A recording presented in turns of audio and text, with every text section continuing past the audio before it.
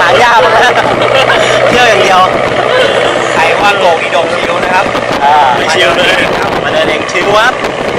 เดินทางอย่างเดียวได้หรือจะสู้เดินทาง เนี่ยข้างหน้าไปไหนพี่ว่ามาเลยไม่ไปคลิปนี้ก็มาบังเอิญเจออีกแล้ว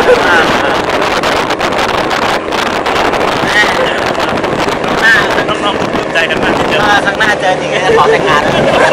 บังเอิญไป